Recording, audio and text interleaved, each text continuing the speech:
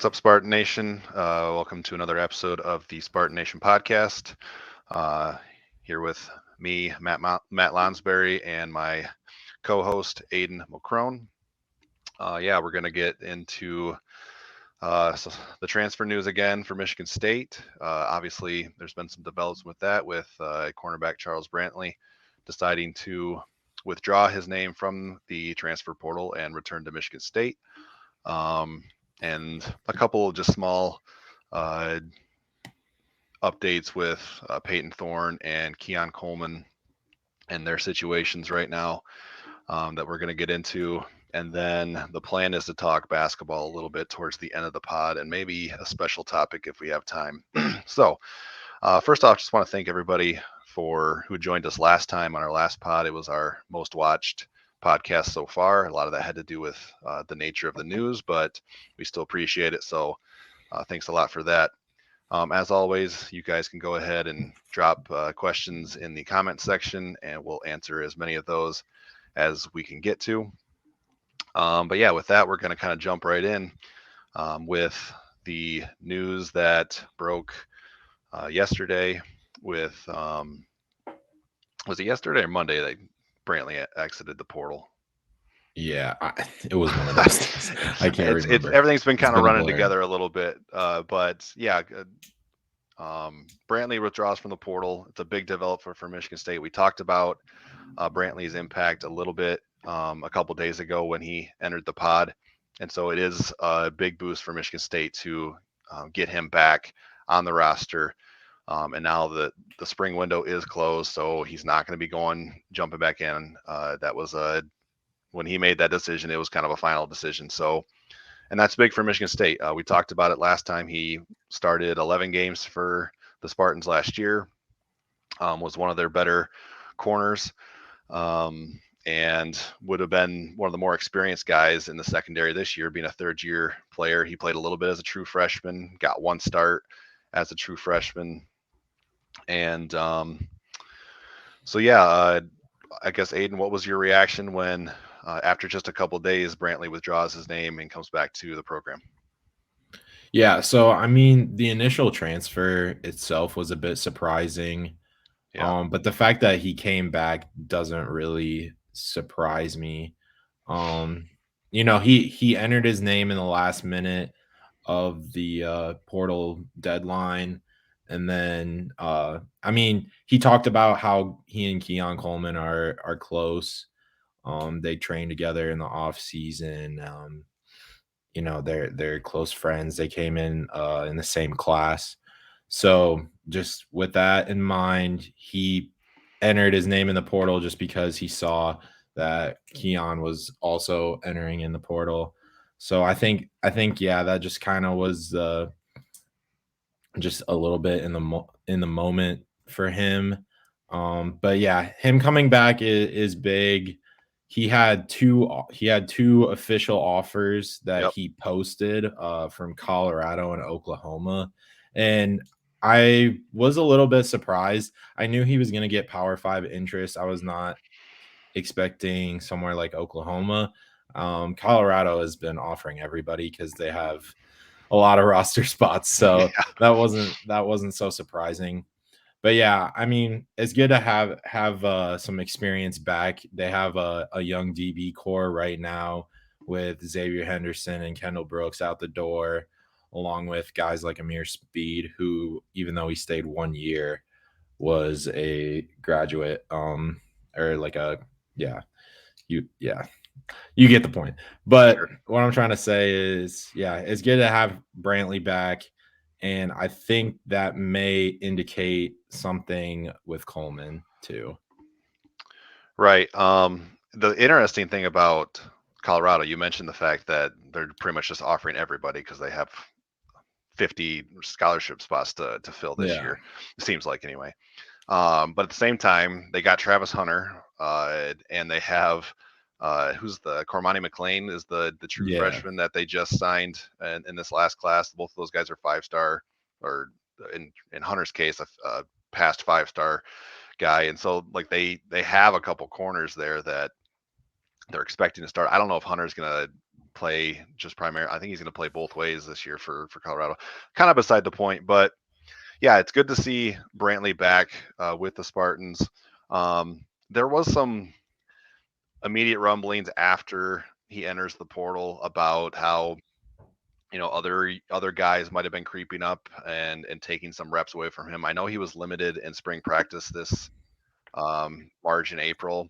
I do find it interesting the fact that when somebody enters the portal, especially like a well-known name, like immediately after we always get the they were losing some reps in practice. Like those rumors seem to come out like almost right away, and there might be some truth to that, or it might just be a I don't want to say a spin, but a way of softening the blow. But regardless, if uh, he's going to be the starter this fall or not, he's still a guy who will be valuable in the two deep if he's not a starter. Like he's the guy who's going to rotate in because of that experience that he has. Like we've said before, we expect him at this point to be the starter. We kind of pencil him in there and for one of the starting cornerback roles. So it'll be interesting to see how that plays out. You mentioned a little bit about how Brantley and Keon were part of the same recruiting class, and by different accounts, they seem to be pretty close. In your estimation, how much of an impact will that make on Keon's decision? The fact that Brantley chose to stay, you think there's any correlation there, or is that just a separate thing? I think it's a mix of both, but I would lean towards separate. I think what Keon's looking for, or part of the reason why he left, is more towards kind of where he's at in terms of his draft stock and kind of going forward what his role is going to be. And kind of, I mean, he's going to be the best player on the team already, right? He's going to be the main target. It's just how many targets is he going to get? Is it really going to affect his draft stock? Which I don't really find that to be the case. Yeah. But obviously, if you're getting feedback from, NFL coaches or, other coaches or players, I mean, I guess you take their word for it. So Maybe some coaching staffs and like college coaching staffs that have some mhm, guys on it that have NFL experience. I mean, yeah. I'm not going to name specific schools, but like a certain like school A could have a wide receivers coach who has coached in the NFL, and so then they use that guy to be the one to approach a player who's on a roster and give their insight as far as um, if like, and the rumor going around or is that Keon was being pitched that Payton Thorne, if he won the starting job, would impact Coleman's draft stock in a negative way. And I'll throw up Mhm. this question from Cameron about any truth to Coleman not wanting to play with Thorne. That's not my scoop. That was Justin Thind from 24/7 Sports, his scoop. We did discuss it a little bit on our last pod. I can't say for myself that it's 100% true or not because it's not my scoop. Like it wasn't me talking to different people and coming up with that. But I will say that Justin's pretty good at what he does. And I know he does have some connections inside Michigan State's program. And I don't believe he would just throw that out there without having some basis for it. And to be fair too, I think Justin's uh, bigger point was that that's what teams were pitching to Keon. That hey, if Peyton wins the job, then that's going to negatively impact your NFL draft stock. Whereas if you come play with us and our quarterback, you're going to take off. That doesn't necessarily mean that Keon doesn't want to play with Thorne. It's just that maybe that idea was put in his head, and that's what kind of maybe got the wheels turning a little bit as far as him considering entering the portal and considering other options. Because we've heard that Keon's been pitched different NIL opportunities for the past 2 to 3 transfer window openings. And every time that came about, Michigan State matched the offer or maybe even exceeded it. We don't have exact numbers on that or what Keon's making, but It does kind of make sense that just that added, and this was before the draft too. You got to remember that according to Justin, it was about a week to a week and a half before the NFL draft that these whispers were kind of being put in Keon's head. So this is before Jaden Reed goes in the second round. At the time, in a lot of the mock drafts, Jaden was being projected as a mid to late third round guy, I believe, in a lot of them.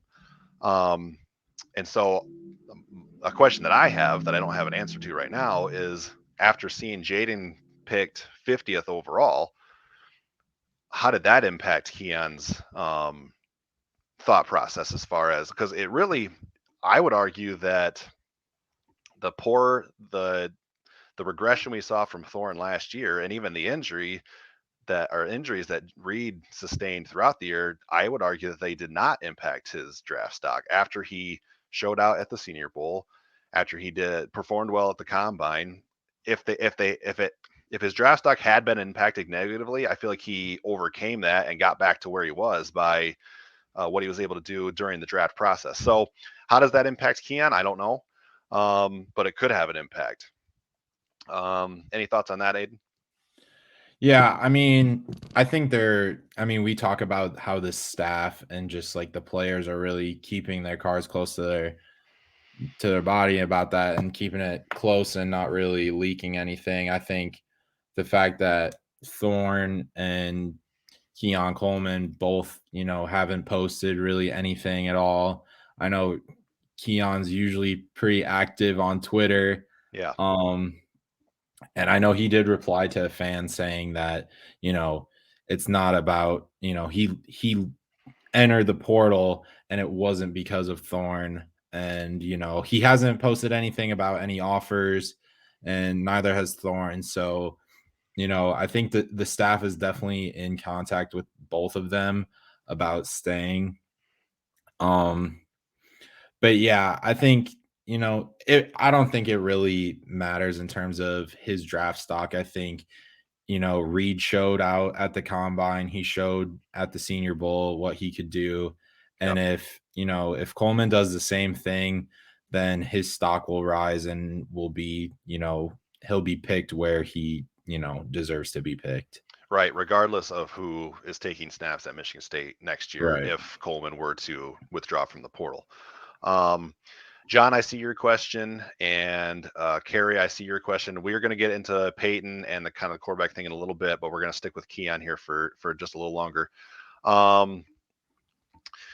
As far as there's been a lot of discussion lately, especially immediately after Brantley and Keon and Payton entered the portal, is what kind of impact does this have on Michigan State as far as a win-loss projection?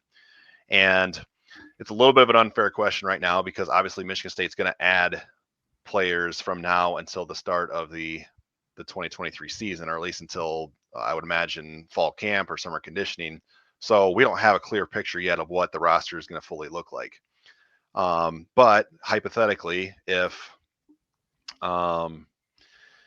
Payton does not withdraw his name, if Keon does not withdraw his name, and let's say, just for the sake of trying to be as realistic as possible, I do believe Michigan State's going to add a couple, at least one, maybe two wide receivers from the portal. They aren't going to be Keon level wide receivers, but there aren't very many of those floating around out there. And it doesn't really matter to me, Kim versus Hauser, and in this scenario that we're playing out. But in my mind, I had Michigan State projected in my own head as I looked through the schedule and looked at their roster before the transfers, and I kind of had best case scenario probably 8-4, but more a realistic scenario at 7-5. To me, this at where things stand right now, this drops my kind of perception to about a 6-6, because of the tough games with Washington, Michigan, Ohio State, Penn State, road trips to Iowa and Minnesota, home game against Maryland. That's kind of where I'm at. And we just had a question. Honestly, I see us going 7-5. That could be a reality this year based on where we're at right now. It could be a repeat of last year. So that is a real danger with where things are at right now. How do you see the impact with Payton and Keon currently with more than a foot out the door? Yeah, I mean, you look at their schedule and it's really brutal. And I mean, looking at the teams already, you have Washington, Michigan, Penn State, Ohio State, and kind of all of those teams are pretty much head above shoulders already better than MSU, like pretty significantly. So, I mean, in terms of drawing up how much, they're worth and if, is Keon worth a win, you kind of got to look at the matchups in terms of like, okay, who's close to MSU in terms of talent, in terms of, where they were last year. Like, are they going to get better? Like, how is their recruiting classes? Like, what they do in the portal? And really, the teams that are on their schedule that are really close, the only ones I can really think of are Maryland, Iowa, and Minnesota. And, Minnesota came to MSU last year Yeah, and really just beat them up. right. Iowa's had their struggles on offense. I mean, some people think that Cade McNamara and Eric All will be the answer to that. And depending on their play calling, it very well could be.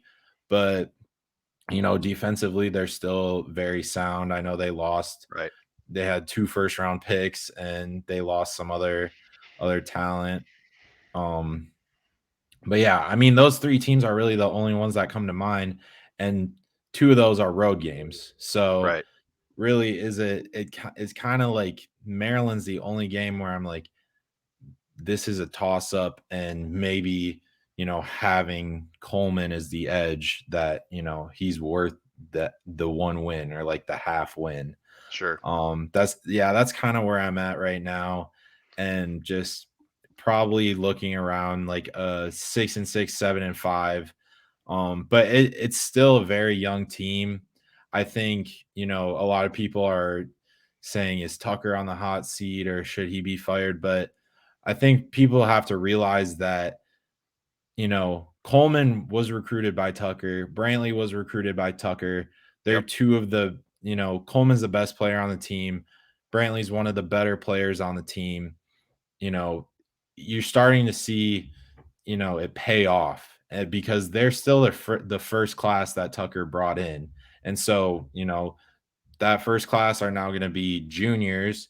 And, the 2022 class, which was significantly better and higher rated in all recruiting sites, are now sophomores and getting their shots at a starting role. And they're kind of just, it was working their way through college that freshman year, and now they're comfortable, and they know the playbook and know the scheme, gaining momentum. So I think just with all that in mind, I think the team is just gonna be better. But yeah, that schedule is brutal, so you Yeah. may not see it in the win-loss column. Yeah, and one way it might show up, I can't remember the exact number, but Michigan State lost 7 games last year, and I believe at least 5 of those were double-digit losses. I'm pretty sure. Washington, I Mhm. know was, Maryland was, Michigan was, Penn State and Ohio State. And then Indiana went to overtime, so Yeah, that was one that was a possession. one possession loss. And then who was the other loss? I missed one of them, but so one way to you could see improvement without it showing up on the win loss record is just like how competitive can you be against Washington and Michigan and Ohio State and Penn State? Like, can you steal one of those games?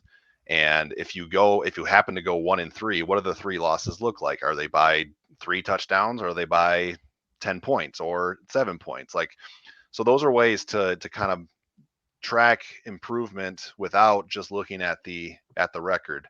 Let's get into a couple of these questions here. We'll start with John. Does it appear that Noah Kim will be the number 1 quarterback? As things stand right now, I would say he probably has an edge just because he's been in the system for another year, a year longer than Hauser. He got some garbage time minutes last year, or possessions last year, and performed well in those possessions too. Like, he led a few touchdown drives. He kind of showed off his arm talent a little bit. So yeah, I would give an edge to Kim right now.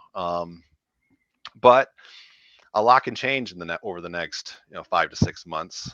We know that Hauser has a high ceiling just based on his recruiting ranking, based on what we've heard about his arm talent.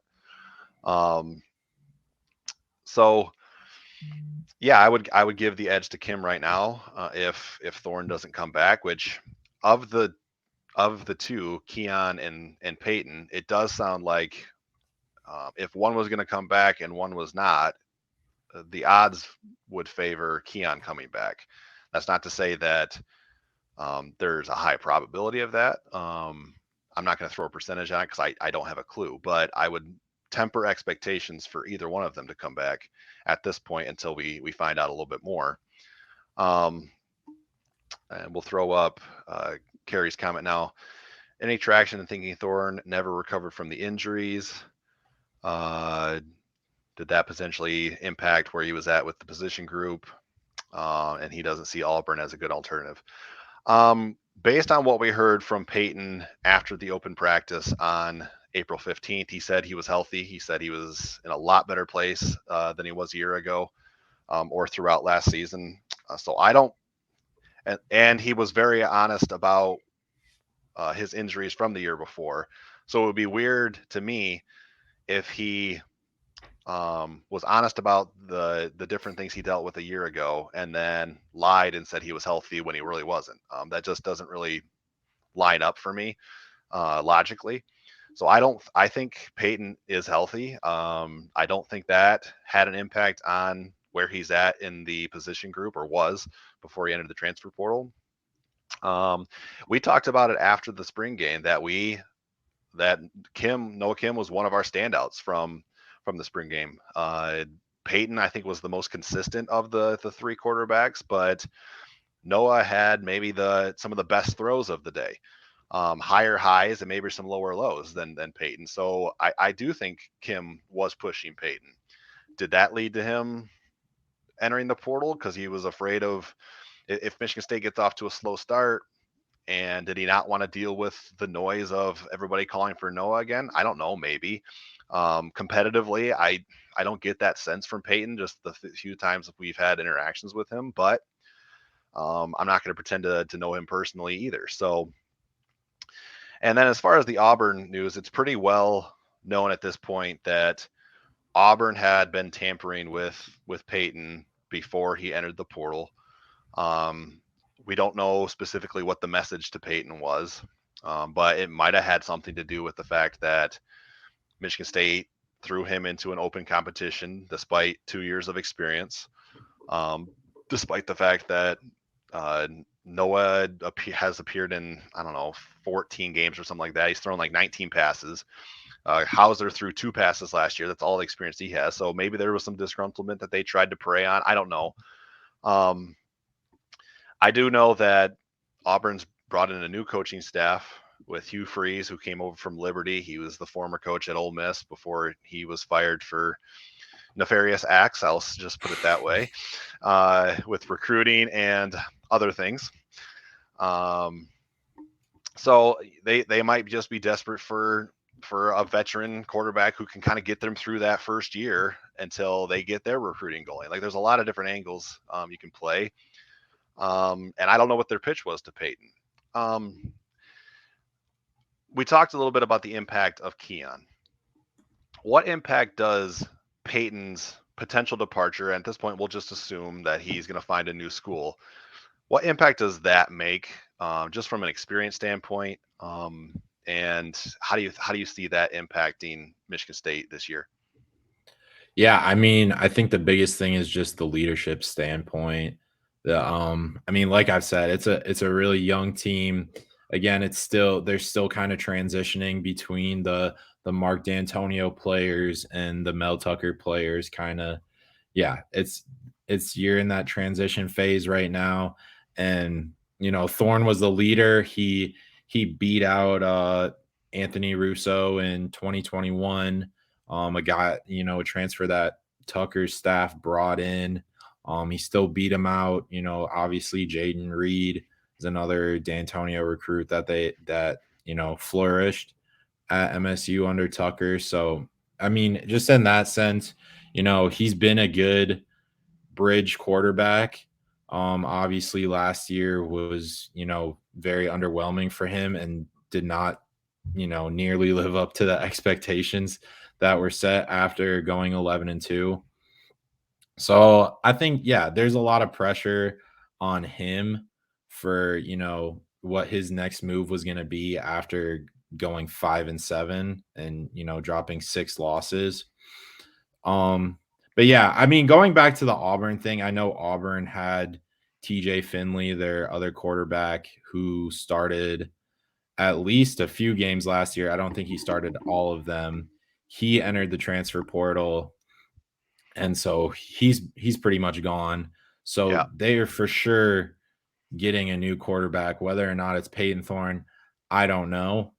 But it sure seems that there are lots of parallels between Thorne and Auburn, which, tampering or not, it's pretty obvious. So yeah, but I mean, going back to the Kim and Hauser, I think, yeah, I mean, there's definitely going to be a battle still, and just I think, in terms of arm talent, you talk about Hauser, he probably has the best arm talent of the three, but again, that's just one piece of it. Right. And being in the system for 3 years now is definitely a big like upside for Thorne, and definitely a big leg up on the other two.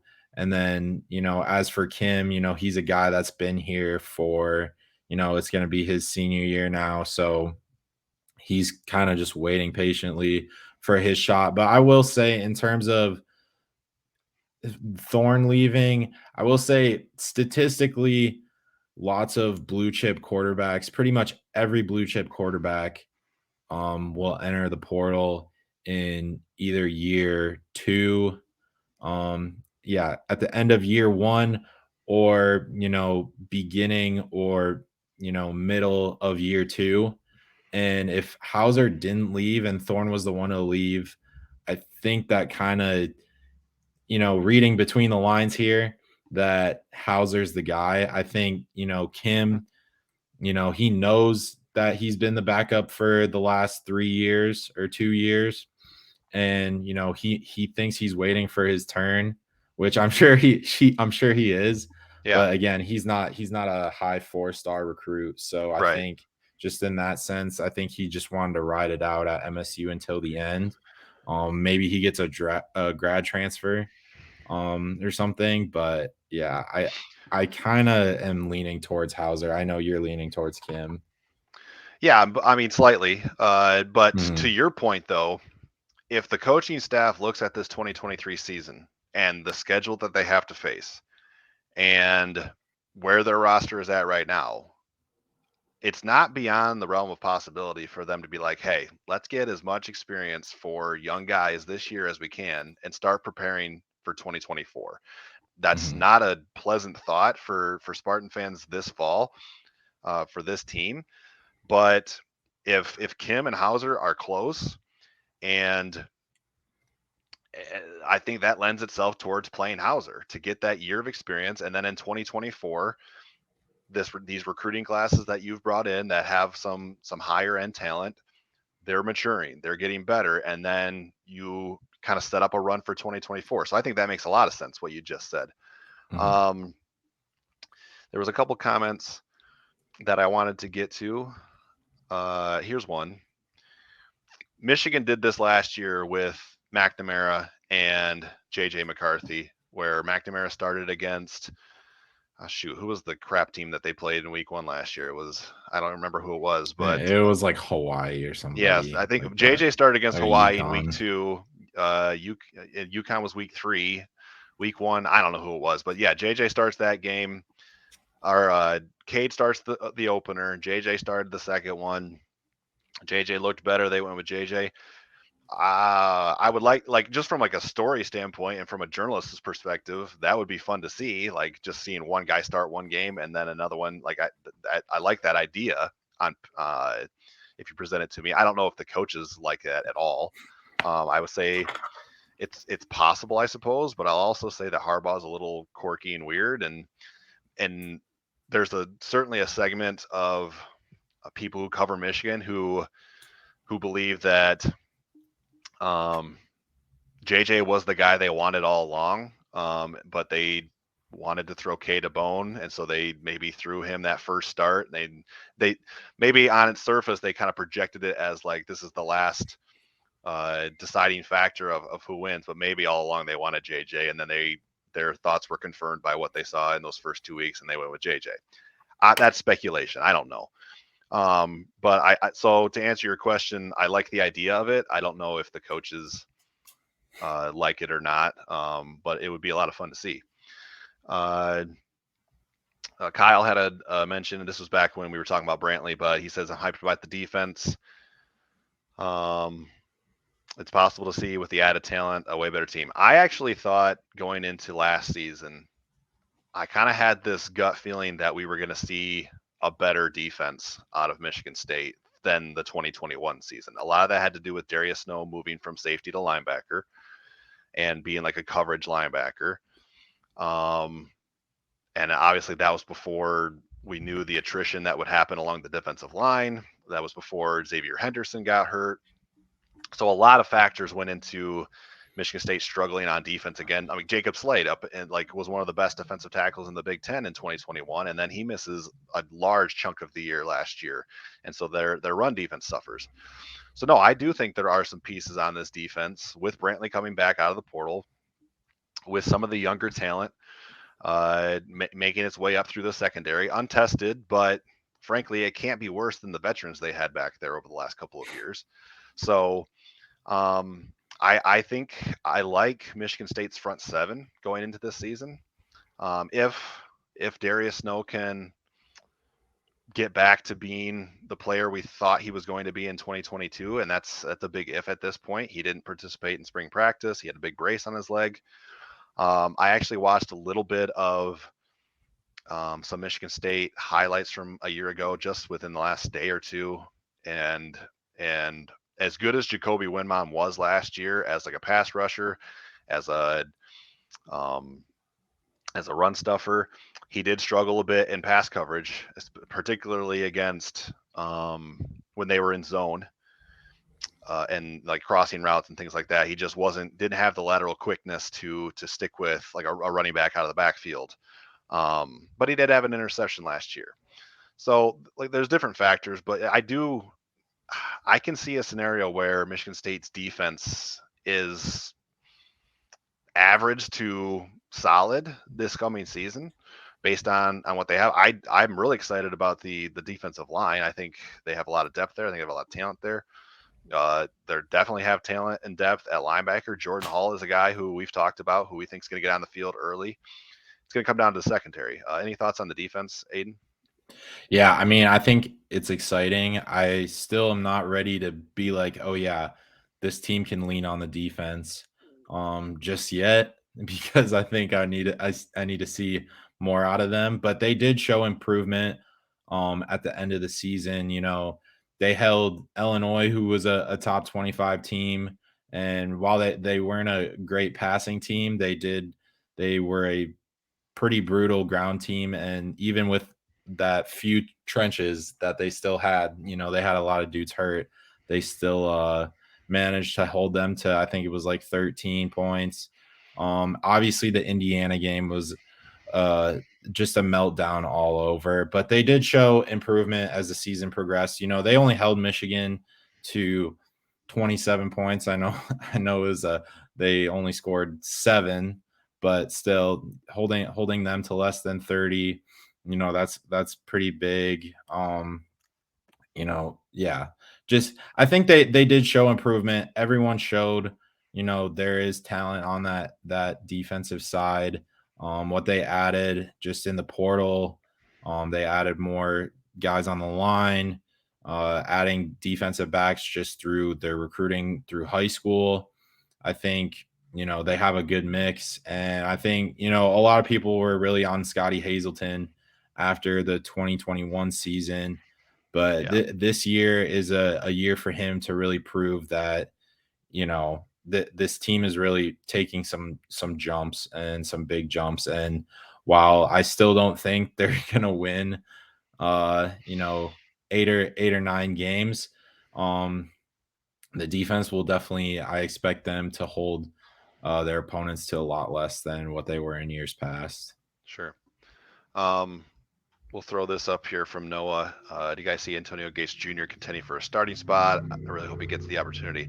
I'll broad the question a little bit. What are some of the young wide receivers, Aiden, that you like that could crack the rotation in this year? Yeah, I mean, there's really a handful of them. Obviously, you have Trey Mosley as your vet, but with depending on Keon coming back, uh, there's just an opportunity for a lot of guys. You see Tyrell Henry's a name to look out for. Jerron Glover, who's a sophomore. A lot of people felt he was really under recruited out of Florida. I mean, Antonio Gates Jr. was a 4-star and kind of a big time prospect out of high school, but he really hasn't been talked about as much as, those other two guys. But you did see in the spring game, he had a nice touchdown from Kim at the end of the practice.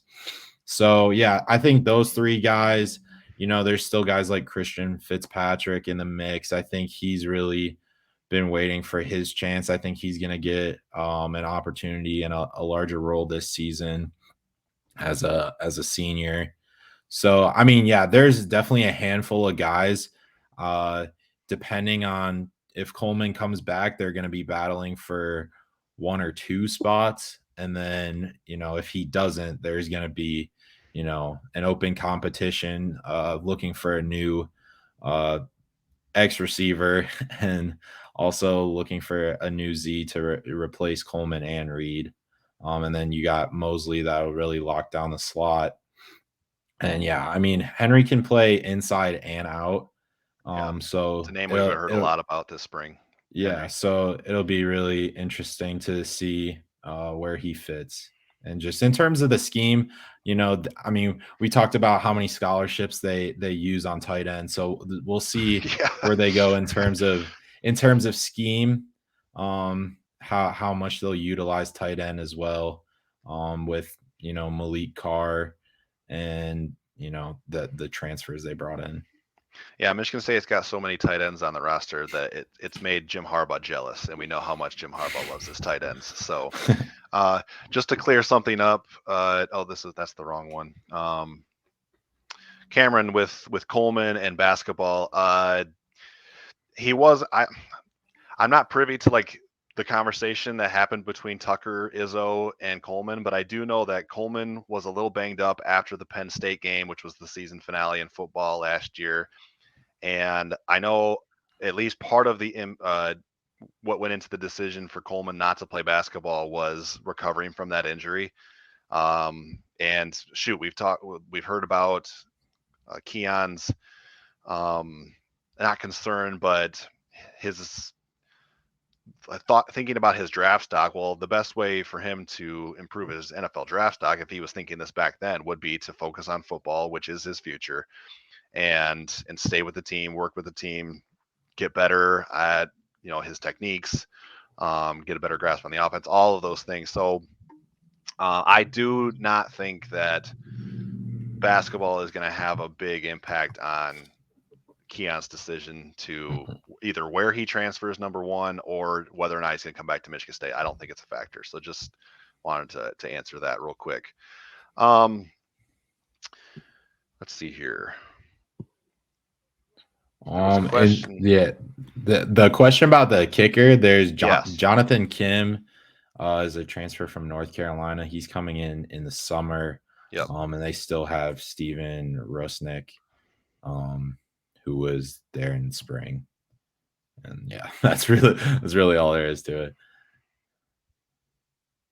But yeah. Yeah, it's so the easiest answer to, I guess, the special teams question in general is there's a lot of question marks. You hope that this Jonathan Kim from North Carolina comes over and can solidify that kicker spot, which was a huge issue last year, as you noted in the Indiana game, just brutal. So yeah, I mean, shoot, even a guy who's pretty consistent inside 45 yards would be a massive upgrade over what they had last year. And then at punter, you got to replace arguably the best punter in the nation, which won't be easy. Maybe it won't even be possible. But that's one of those positions. If you're solid at punter and you can flip the field, I mean, that's what punters do. Like, I don't expect what we got out of Bryce Behringer last year. And then again, we're kind of scraping the bottom of the barrel as far as like the roster here, but long snapper, they added a couple, or at least one or two transfers at long snapper last year. Hank Pepper was hurt. We saw some snap issues particularly in the Michigan game, where a couple went over Bryce's head, or he had to make on one of them, he made a catch and got it off barely. On another one later in the game, he has to jump and there's a defender right there. He gets tackled and Michigan State turns it over on downs. So yeah, special teams is definitely a big question mark. And shoot, that could have a bigger impact, if we're being honest, about a win or a loss. We saw it last year with Indiana. And even maybe the Wisconsin game, at some point, I think Michigan State just stopped kicking field goals, it seemed like, against Wisconsin, because they didn't trust anybody back there. But they ended up winning that game. But so yeah, that's definitely something to keep an eye on. I'm going to do a quick scan here for any other pressing questions. And then we'll move on to a new topic. Let's see. Cameron says that the offensive line has to improve. That's a given. There's better depth there for sure this year, but you still need to see that top 5 to 7 improve and be better. And hopefully you get a more consistent rotation there, as opposed to last year, which was kind of mix and match for good portions of the year. Kerry asked about Kim in relief. I don't know if they scored every time he came in, but I know that he led several scoring drives. I think that's about it for football. We're gonna shift gears a little bit to basketball here, and then we might come back to football if we have time. But for those of you who don't know, Joe Lunardi does this bracketology throughout the year. It's not just during basketball season. And so we want to talk about that a little bit. But before we get into that, Aiden had a little bit of an update. Update is kind of a loose term here, with AJ Hogard, and just kind of share what you saw over the weekend, AJ, on social media and things like that. Yeah, I mean, it really isn't much of like an inside scoop, but yeah, there was a post yesterday about finals week for MSU basketball that AJ Hogard was in. He was actually throwing Tom Izzo into a dunk tank as kind of a team bonding. And he was there, but I will note that Jaden Akins was not seen in the video posted. So take that with a grain of salt, because breaking news, there's no guarantee, but Aiken's it's kind of yeah, but it kind of just doubles down in terms of Hogard will be back for next season, and that's really all there is to it. Right. I mean, we expect that. We expect AJ to be back, even the way that he. Oh, do we have some breaking news here? I don't know if I can't copy and paste. It might just be the post of the. Oh, he said just hit though. Aiden, why don't you hop on Instagram? I don't know if you follow anybody that would, but just to make sure we're not missing anything here. And Brian, if you can clarify what that was. I can't pull up the link. It's Keon Coleman on Instagram. Okay. It's kind of just his farewell that he's leaving. Oh. So there's that. Then. Well, that's fairly significant. Have to bear with us a little bit here, people. I'm gonna check out what's going on here, because I do follow Keon on Instagram. Well, so do you. So kind of read me a statement if you don't mind, Aiden. Oh yeah, hold on. I gotta pull it back up. It was just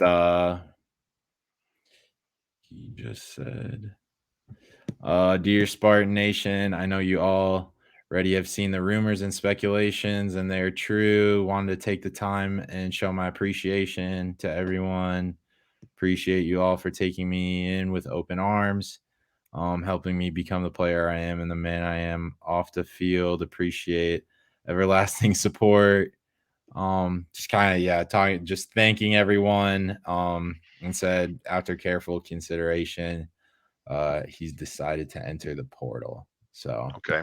So again, we don't want to make too much of that, but based on some of that language, it kind of confirms the theory that he's more out than in at this point. I would say that would be my takeaway. yeah, that definitely definitely It sounds like he's seeking other options, which well, duh, but like that doesn't lend itself to a return at this point. I would say doesn't mean it's a done deal until he announces a commitment, until he's removed from Michigan. I mean, from I don't know if they remove people from the roster between spring practice and summer conditioning or not, but yeah, that doesn't sound very promising based on just the language of that post.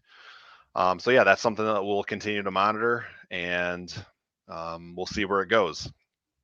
Not to move forever.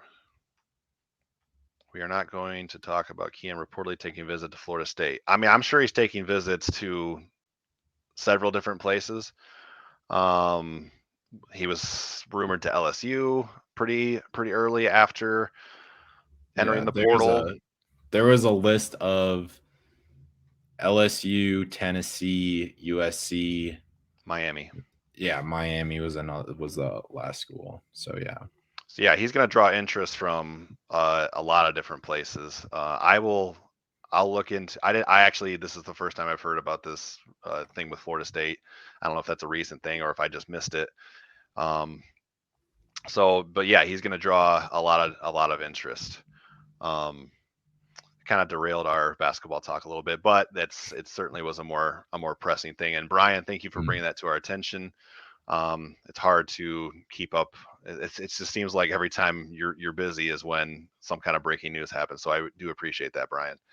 But getting back to the basketball, when AJ entered, he didn't have a farewell thing right away, or not even a farewell, but a notice of entering the portal right away. Or shoot, see, I'm all mixed up. I meant the draft. So I mean, again, just based on what we saw from AJ last year, and has potential of being a really good point guard. We saw it in certain games, and then we saw kind of the old AJ where he's throwing the ball over the place and doesn't seem as engaged on the offensive end. So it's about consistency, but he's not a professional prospect right now. So we do expect him to be back. So again, not breaking news there, but a nice little tidbit that kind of confirms a little bit of those thoughts. It's not really a secret. As far as Aikens not being there, again, we're not going to read too much into that either. Who knows what he's up to right now? He could be getting ready for the combine or different things. So I'm not going to read too much into Aikens either. But transitioning from that to Joe Lunardi's projections for next season, he dropped like an updated one yesterday. And not only does it have Michigan State as like the automatic qualifier for the Big Ten, which means Lunardi's projecting them to either win the regular season or the Big Ten tournament title. But also he has Michigan State as a number 1 seed. And not only that, but the number 1 seed in the Midwest, which is going to be with Detroit as the host city for the Midwest region in 2024. So talk about a dream scenario for Michigan State, winning the Big Ten, a number 1 seed, playing in Detroit for the NCAA tournament. Like, talk about that scenario, Aiden. Yeah, I mean, obviously we know the expectations next year in terms of the recruiting class coming in, Tyson Walker coming back. I mean, the only person you really lose is Joey Hauser. So just in that sense, that yeah, that's definitely big.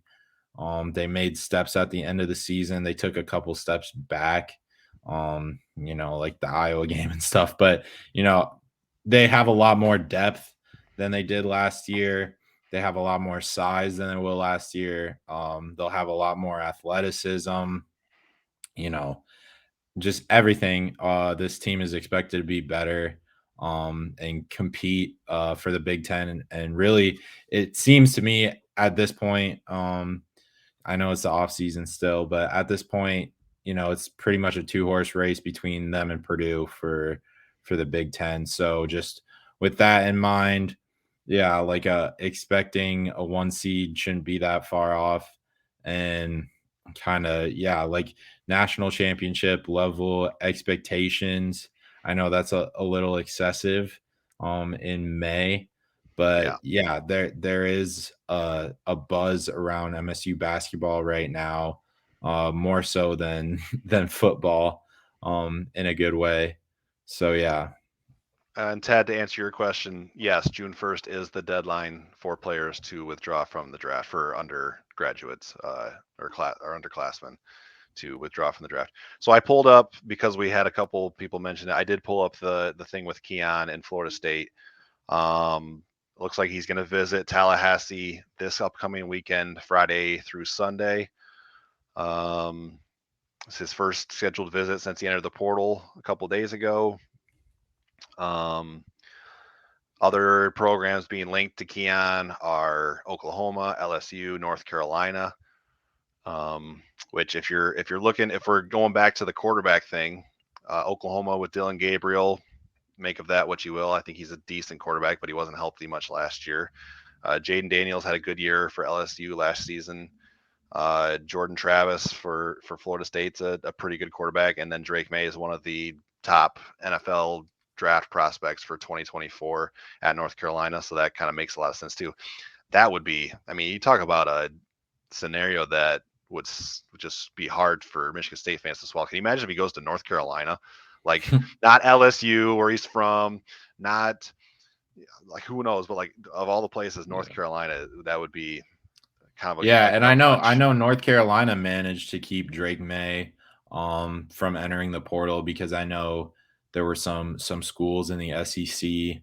Yeah. I know Bama was one of the names trying to poach him and offering him a lot of money that North Carolina managed to match. So in terms of NIL, I think North Carolina seems to be doing all right to keep Drake May, but we'll see how much they're willing to offer for someone like Keon Coleman. Right. And I will say that, I mean, quarterbacks in the portal right now in this spring window are such a hot commodity. It's kind of like the supply and the demand is completely skewed. So, I Mm, mean, that's why, Tyler Buckner jumps in the portal for Notre Dame and winds up at Alabama. I mean, I know Buckner was a pretty highly recruited guy coming out of high school and highly rated guy coming out of high school. But I watched a decent amount of Notre Dame football because my best friend's a Notre Dame fan. Make of that what you will. But so I keep tabs on Notre Dame, and I watch Buckner play, and I don't think he's that good. Let me put it this way. Payton Thorne last year was better than what I saw of Tyler Buckner so yeah. far in his Notre Dame career. So, but that just kind of speaks to the desperation of some of these schools who have a quarterback problem. There's not a lot to choose from in this spring window as far as quarterbacks. So you ask, like somebody mentioned Auburn earlier, why would Auburn be interested? Well, that's wise because it's just so slim pickings in the portal for at Right. that position. So um or I know we kind of jumped a lot over the place over the last couple minutes with basketball, but just to kind of put a cap on Lenardi and his tournament projections. A lot has to come together. We've talked about this before. There's the excitement is warranted. Um, with Walker coming back, with Malik Carr coming back, and at worst, Malik's going to be at least a veteran presence for these younger guys. If he gets kind of passed up on the depth chart and the rotation, we'll see what happens with his foot. I know he had surgery after the season this year. Izzo called it a minor surgery. So we'll see what happens with Malik. But just even having his veteran leadership and that presence is going to help the young guys. And then you have that highly rated recruiting class coming in. So there are pieces here. Izzo and his staff just have to put the pieces together starting this summer. And yeah, the potential is sky high. So, and just from a bit of a selfish standpoint, it was fun to go to New York last year, and seeing Madison Square Garden was incredible. But it would be a whole lot easier to get Detroit and back for the NCAA tournament if they got put in the Midwest. So that sounds great to me. Plus, it would just be cool to see Michigan State play in their home state in that region, if that is how things play out. So, yeah, that's definitely a prospect that we would be excited about. Yeah. We're coming up on the hour mark. We have, let's see, throw up carries. Last time Detroit 2009. That was Final Four. So right, that was for the Final Four. I know Detroit is supposed to host that in 2027, I believe. But for a regional, I can't remember the last time Detroit hosted. I know in 2018, the loss to Syracuse that everyone likes to talk about, that was also in Detroit, but that was for the first weekend, not the regional. Yeah, and I will say this about, I mean, that North Carolina team was loaded. So a runner-up for Michigan State last year is nothing to stick your nose up at. So that was a really good North Carolina team. Let's see.